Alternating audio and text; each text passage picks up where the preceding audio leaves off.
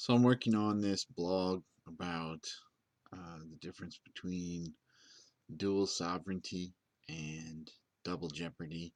And there's the pettit policy is one issue. The federal government has a policy that they generally will not prosecute in a successive prosecution after a state level prosecution when one set of one fact pattern, one situation gives rise to um,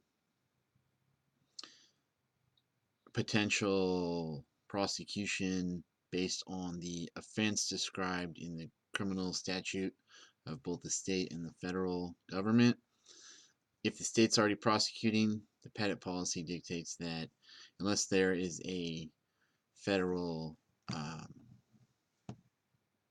an exigency, a federal interest that has not been met by the uh,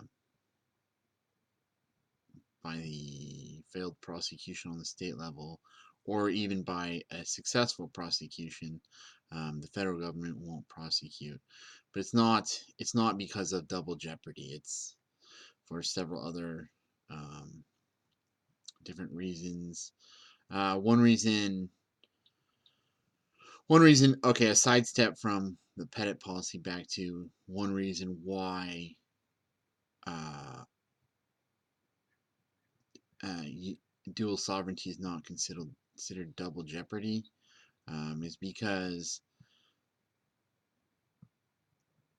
prosecutions are based on offenses, and offenses are defined by law, and law is created by a sovereign. So we have our federalist system, we have the federal government and the state governments, each created by their own respective constitutions and statutes that are created by the legislature.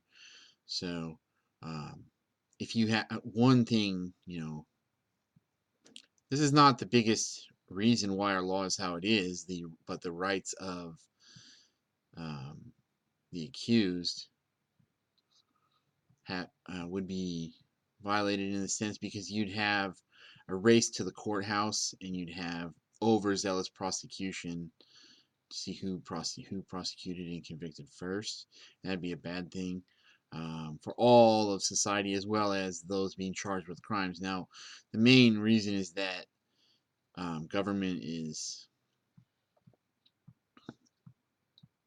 its main purpose is not um, to look out for people being charged with crimes, but to protect all the rest of society by its legal schema. So, I mean, that's my basic synopsis of some of the reasoning. So, I mean, this is an interesting case. Gamble v. United States, Supreme Court oral arguments. That's something to listen to. If you go to Oyez and you listen to the Supreme Court oral arguments, they have a picture of the 9 justices. Um, and you click on it, you can listen to the oral arguments. Well, it clicks back and forth between the justices, and you can see the picture of them kind of more illuminated when they're talking, and then the little manuscript scrolls through and you see what they're saying written, and then also you hear, but you don't see a picture of both counsels, the appellate attorney and then also the attorney for the state. So um, I'm still working on the blog. It's going to take me a little while.